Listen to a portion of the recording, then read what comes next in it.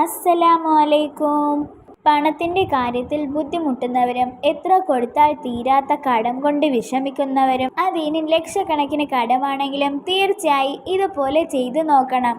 ഒരുപാട് പേർക്ക് ഇത് ചെയ്തിട്ട് മാർഗം കിട്ടിയതാണ്. അതുകൊണ്ട് കടങ്ങൾ കൊണ്ട് കരഞ്ഞിരിക്കുന്നവർ ഇതൊരിക്കലും നഷ്ടപ്പെടുത്തി കളയരുത്. അതുപോലെ ബാങ്ക് ലോൺ എടുത്തു കുടുങ്ങിയവരും പണം തിരിച്ചടയ്ക്കാൻ കഴിയാത്തവരും ആദ്യം നമ്മുടെ തെറ്റുകൾ ഏറ്റുപറഞ്ഞ് കണ്ണീരോടെ ദുആ ചെയ്ത് ഈ മാർഗത്തിലൂടെ പണം തേടിയാൽ ഇൻഷാ അല്ലാഹ് അവരുടെ കടങ്ങൾ എത്രയും പെട്ടെന്ന് വീടപ്പെടുന്നതാണ്. എല്ലാവർക്കും മനപ്പാടമുള്ള ചെറിയ സൂറത്താണിത്.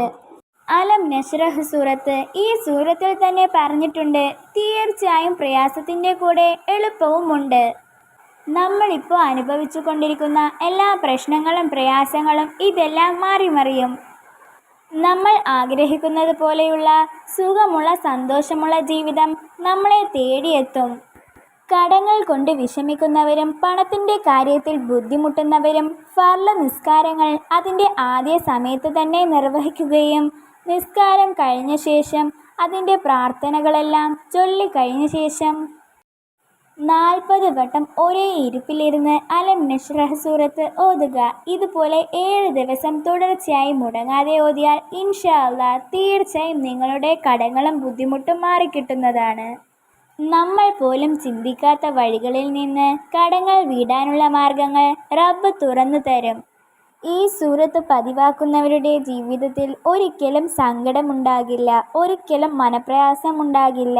അവൻ്റെ എല്ലാ കാര്യത്തിലും ആശ്വാസം നൽകപ്പെടും.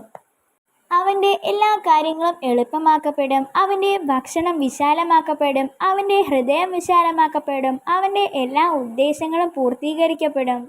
ഇനി കടമില്ലാത്ത ആളുകളും പണത്തിന് ബുദ്ധിമുട്ടില്ലാത്ത ആളുകളും ഇതുപോലെ ഓതിയാൽ അവന് പോലും അറിയാത്ത വഴികളിൽ നിന്ന് അവന് സമ്പത്ത് വന്നു ചേരുന്നതാണ്.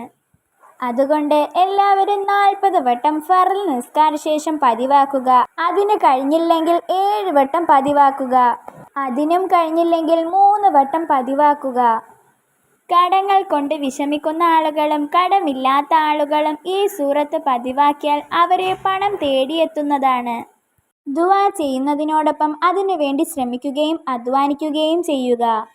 അസ്സലാമു അലൈക്കും.